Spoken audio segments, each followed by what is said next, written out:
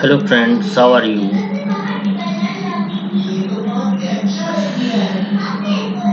Today I will discuss about expenditure method of national income.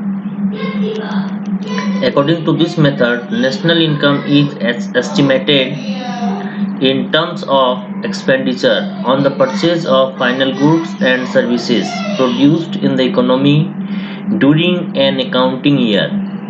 Sum total of expenditure on the final goods and services produced in the economy during an accounting year is called GDP-MD.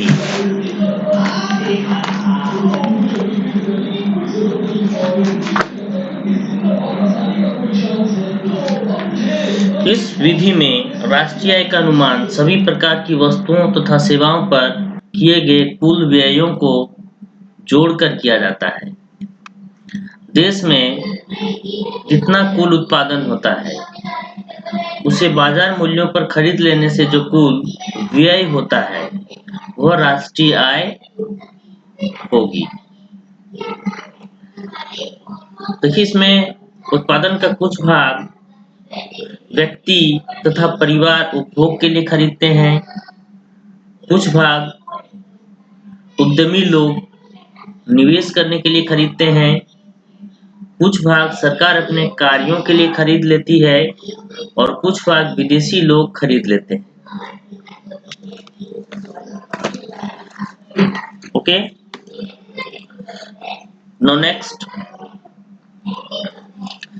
now I will discuss steps for estimating national income. कि national income को estimate करने के लिए क्या क्या step हो सकता है। इसमें मेनली 5 स्टेप्स है। First step, identification of economic units. Second, classification of final expenditure.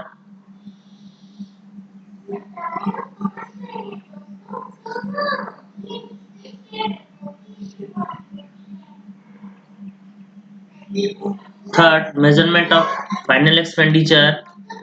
Fourth, calculation of domestic income. And last is calculation of national income.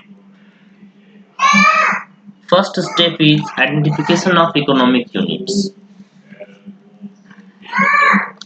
यानी कि हमारे डोमेस्टिक इकोनॉमी में कितने यूनिट्स हो सकते हैं, इकोनॉमी को कितने सेक्टर्स में डिवाइड किया जा सकता है। तो मेनली इकोनॉमी को 4 सेक्टर्स में डिवाइड किया जा सकता है। House hold sector, producer sector, government sector, rest of the world sector, rest of the world sector. तो कितने इकोनॉमिक यूनिट्स हो गए आपका? 4 इकोनॉमिक यूनिट्स हो गए। House hold sector, producer sector, government sector, rest of the world sector. जैसे कि house hold sector, इसमें परिवार या व्यक्ति उपभोग के लिए अंतिम पदार्थों और सेवाओं पर व्यय करते हैं। इसी तरह से प्रोड्यूसर सेक्टर, उत्पादक क्षेत्र भी प्रोडक्शन के लिए रॉ मटेरियल्स खरीदते हैं, इन्वेस्टमेंट करते हैं, मशीन वगैरह खरीदते हैं। इन पर भी प्रोड्यूसर को व्यय करनी पड़ती है। नेक्स्ट, गवर्नमेंट सेक्टर, गवर्नमेंट को भी अपने कंट्री में वेलफेयर के लिए व्यय करनी पड़ती है, वेलफेयर वर्क्स के लिए व्यय करनी पड़ती है। Rest of the world, last क्या है आपका? रेस्ट ऑफ द वर्ल्ड है। रेस्ट ऑफ द वर्ल्ड ये हमारे डोमेस्टिक टेरिटरी से बाहर का क्षेत्र है। इसमें आपका ट्रेड होगा। जैसे कि हमारा कंट्री अदर कंट्री से गुड्स एंड सर्विस इंपोर्ट करता है, इस इंपोर्ट पर खर्च करना पड़ता है। इस तरह से समझ में आ गया? House hold sector, producer sector, government sector, rest of the world sector. तो आइडेंटिफिकेशन ऑफ इकोनॉमिक यूनिट्स के बाद सेकेंड स्टेप में हम लोग क्या करते हैं? क्लासिफिकेशन ऑफ फाइनल एक्सपेंडिचर, यानी कि जो फाइनल एक्सपेंडिचर होगा किस पर होगा? Final expenditure goods and service पर होगा। डिफरेंट गुड्स एंड सर्विस पर फाइनल एक्सपेंडिचर होगा, तो इसको क्लासिफाई करना पड़ेगा। जिसको क्लासिफाई करना पड़ेगा, ये आपका फर्स्ट है private final consumption expenditure, next government final consumption expenditure, next gross domestic capital formation और investment expenditure, next net exports. यानी ये 4 हो गए आपके। क्या क्या क्लासिफिकेशन हो गया आपका? पहला है आपका प्राइवेट फाइनल कंजम्पशन एक्सपेंडिचर। यहाँ प्राइवेट का मतलब कोई कंपनी नहीं है, ठीक है। It measures the market value of goods and services purchased by household and non-profit private institutions serving households like Red Cross Society, etc. during an accounting year. During an accounting year.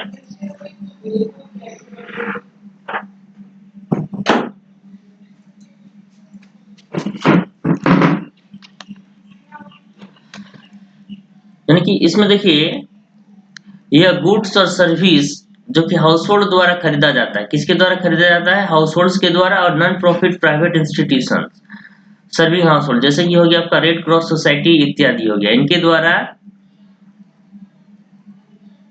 जो purchase की जाती है goods और services के market value को major कर लिया जाता है। वो एक अकाउंटिंग ईयर के दौरान किया जाता है। इट इंक्लूड्स, इसमें देखिए इसमें क्या क्या इंक्लूड हो सकता है प्राइवेट फाइनल कंजम्पशन एक्सपेंडिचर। तो पहला है आपका expenditure on durable goods and non durable goods and services. तो पहला आपका एक्सपेंडिचर ऑन ड्यूरेबल गुड्स। तो ड्यूरेबल गुड्स क्या है? ड्यूरेबल गुड्स जिसका उपभोग कंजम्पशन लॉन्ग पीरियड तक किया जा सके, जैसे कि scooter, television, washing machine etcetera. Non durable goods क्या है? जिसका उपयोग हम लोग अल्पकाल तक करते हैं, जैसे कि इसमें आ गया आपका milk, vegetables, food grains etcetera. और एक तीसरा है आपका सर्विस। सर्विस पर भी एक्सपेंडिचर किया जाता है। इसमें डॉक्टर, वकील, टीचर इत्यादि की सेवाएं सम्मिलित रहती है। Next, imputed rent of owner occupied houses and imputed value of production for self consumption by producer। इसमें जैसे कि हो गया आपका imputed rent of owner occupied houses और buildings, इसको प्राइवेट फाइनल कंजम्पशन एक्सपेंडिचर में इंक्लूड किया जाता है। यानी कि जो मकान बना है और वो मकान किसके द्वारा यूज किया जा रहा है? ऑनर के द्वारा ही यूज किया जा रहा है। तो ऑनर ही अपने मकान में रह रहे हैं, तो इसके लिए भी एक अनुमानित रेंट होगा और वो अनुमानित रेंट को प्राइवेट फाइनल कंजम्पशन एक्सपेंडिचर में इंक्लूड कर लिया जाता है। An imputed value of production for self consumption by producer. Producer के द्वारा जो भी प्रोडक्शन किया जाता है सेल्फ कंजम्पशन के लिए, इसे भी प्राइवेट फाइनल कंजम्पशन एक्सपेंडिचर में इंक्लूड कर लिया जाता है। Wages and salaries received in kind.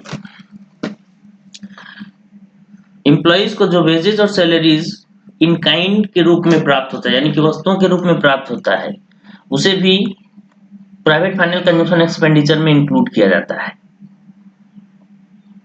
Direct purchase from abroad, और जो भी परचेज हम लोग करते हैं फॉरेन कंट्री से डायरेक्ट परचेज करते हैं, उसे प्राइवेट फाइनल कंजम्पशन एक्सपेंडिचर में इंक्लूड किया जाता है। Sale of second hand goods, और sale of second hand goods को class private final consumption expenditure से माइनस कर दिया जाता है, इसलिए इसके पहले माइनस चिन्ह दिया गया, यानी कि इसको इससे घटा दिया जाएगा। B, government final consumption expenditure, यानी कि गवर्नमेंट सेक्टर के द्वारा गवर्नमेंट को भी विभिन्न कार्यों को पूरा करने के लिए खर्च करनी पड़ती है, इसे गवर्नमेंट फाइनल कंजम्पशन एक्सपेंडिचर के नाम से जाना जाता है। It refers to expenditure on final goods and services by the government It includes expenditure on intermediate consumption, expenditure on compensation of employees paid by the government, consumption of fixed capital, receipts from sale of goods and services produced by government, expenditure on direct purchase of goods and services from abroad. तो इसमें देखिए पहला क्या include हो रहा है, intermediate consumption. Government के द्वारा अपने कार्य को करने के लिए जो एक्सपेंडिचर किया जाता है वो इंटरमीडिएट कंजम्पशन के अंतर्गत आता है, इसे गवर्नमेंट फाइनल कंजम्पशन एक्सपेंडिचर में इंक्लूड कर लिया जाता है। नेक्स्ट है आपका जैसे कि गवर्नमेंट के द्वारा संचालित बहुत सी कंपनियां हैं, बड़े बड़े उद्योग हैं, उनमें वर्कर्स की जरूरत पड़ती है। तो वर्कर्स जो काम करते हैं अपने सर्विस को प्रोवाइड करते हैं, उनके बदले में उसे कंपेंसेशन ऑफ एम्प्लॉइज किस रूप में दिया जाता है, सैलरीज के रूप में दिया जाता है, वेजेस के रूप में दिया जाता है, इसे भी फाइनल एक्सपेंडिचर में इंक्लूड कर लिया जाता है। Consumption of fixed capital, consumption of fixed capital यानी कि डेप्रिसिएशन है, तो डेप्रिसिएशन को भी गवर्नमेंट फाइनल कंजम्पशन एक्सपेंडिचर में इंक्लूड किया जाता है। Receipt from sale of goods and services produced by government, और गवर्नमेंट के द्वारा जो सेल गुड्स और सर्विस प्रोड्यूस किया जाता है, यानी कि उत्पादित गुड्स और सर्विस या सेल से जो रिसिप्ट आय प्राप्त होती है उसको गवर्नमेंट फाइनल कंजम्पशन एक्सपेंडिचर से घटा दिया जाता है, यानी कि एक्सक्लूड किया जाता है। नेक्स्ट है आपका expenditure on direct purchase of goods and services service from abroad, और एब्रॉड यानी कि फॉरेन कंट्रीज से जो भी गुड और सर्विस परचेज किया जाएगा, डायरेक्ट परचेज होगा, तो डायरेक्ट परचेज होगा तो उस पर गवर्नमेंट के द्वारा एक्सपेंडिचर होगा जो गवर्नमेंट फाइनल कंजम्पशन एक्सपेंडिचर का पार्ट होगा। Next gross domestic capital formation और इन्वेस्टमेंट एक्सपेंडिचर, यानी कि gross domestic capital formation is also called investment expenditure. It refers to expenditure on the purchase of final goods by the producers for further production. ये final goods पर किसके द्वारा, producers द्वारा expenditure किया जाता है फर्दर प्रोडक्शन के लिए। It includes gross domestic fixed capital formation and change in stock। इसमें क्या इंक्लूड रहता है, gross domestic fixed capital formation और चेंज इन स्टॉक इंक्लूड रहता है। तब हम लोग देखते हैं gross domestic fixed capital formation में कौन कौन से आइटम इंक्लूड रहते हैं। Gross domestic fixed capital formation, it is expenditure on the following three items, it is expenditure on the following three items. First, gross business fixed investment, gross business fixed investment, it is expenditure on fixed assets like machinery, equipment, factory buildings, etc. Another is gross residential construction investment, gross residential construction investment, it is expenditure on construction of flats and residential houses. Gross public investment, it is expenditure by government on hospitals, schools, roads, dams, etc. Now other component is change in stock. Change in stock, we know that it is the difference between closing stock and opening stock of inventories like raw materials, semi finished goods and finished goods. Okay, understood here? Now here see closing stock and opening stock. Then what is opening stock? Opening stock is the value of goods available for sale in the beginning of an accounting period or year. And closing stock, closing stock is the value of goods unsold at the end of the accounting year. Okay, and ये closing stock, it consists of raw material, work in process and finished goods. Next,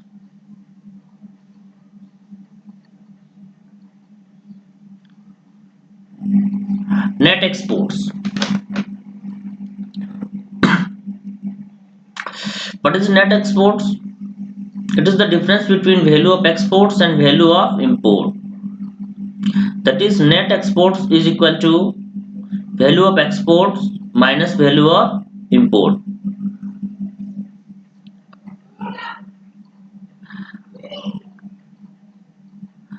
Now 3, step third, measurement of final expenditure. Measurement of final expenditure. In this step, we calculate GDP-MP, gross domestic product at market price. Gross domestic product at market price is calculated by using following formula. Formula is GDP-MP is equal to private final consumption expenditure PFCE, इसको short में क्या कहेंगे PFCE, private final consumption expenditure, plus government final consumption expenditure GFCE, plus gross domestic capital formation GDCF और GDFCF plus change in stock, plus net export X minus M. X stands for value of export and M stands for value of imports. Now when gross domestic fixed capital formation, that is GDFCF, is given, then GDCF is equal to formula GDFCF plus change in stocks. When net domestic capital formation NDCF is given, then GDCF is equal to NDCF plus depreciation. When net domestic fixed capital formation NDFCF is given, then GDCF is equal to NDFCF plus change in stock plus depreciation. कभी कभी आपका question में GDCF direct नहीं दिया हुआ रहता है, GDCF direct नहीं दिया हुआ रहता है, इसके लिए क्या फाइंड किया जाता है, जैसे कि आपका GDFCF दिया हुआ रहेगा, gross domestic fixed capital formation, तो gross domestic fixed capital formation में चेंज इन स्टॉक जोड़ देंगे तो क्या निकल जाएगा आपका gross domestic consumption of fixed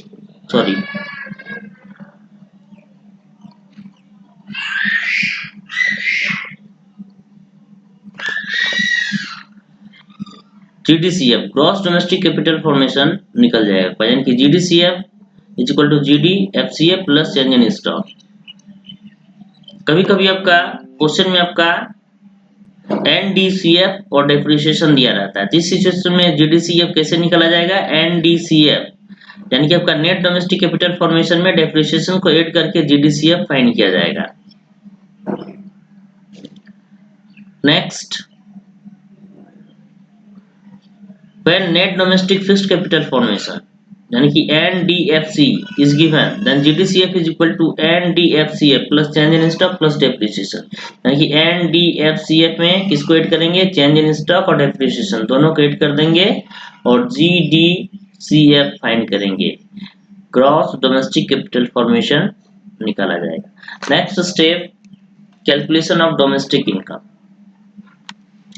calculation of domestic income यानी कि GDP-MP निकालने के बाद नेक्स्ट स्टेप में क्या फाइंड किया जाएगा, NDPFC, net domestic product at factor cost. It is calculated by subtracting depreciation and net indirect taxes from GDP-MP, that is NDPFC is equal to net domestic product at factor cost is equal to GDP-MP minus depreciation minus net indirect tax, यानी कि GDP-MP calculation करने के बाद इसमें depreciation और net indirect tax को अगर minus कर देते हैं तो वो NDPFC का वैल्यू निकल जाएगा। Now last step is calculation of national income. Calculation of national income, that is NNPFC. Net national product at factor cost. It is calculated by adding net factor income to abroad to NDPFC. Here NNPFC is equal to NDPFC plus NFIA. यहाँ एक चीज, net factor paid to abroad, net factor paid to abroad अगर दिया हुआ रहता है यहाँ पर NNPFC is equal to NDPFC minus NFIA हो जाएगा, फॉर्मूला प्लस के जगह पर माइनस हो जाएगा, ठीक है, ओके। सारा क्लियर हो गया?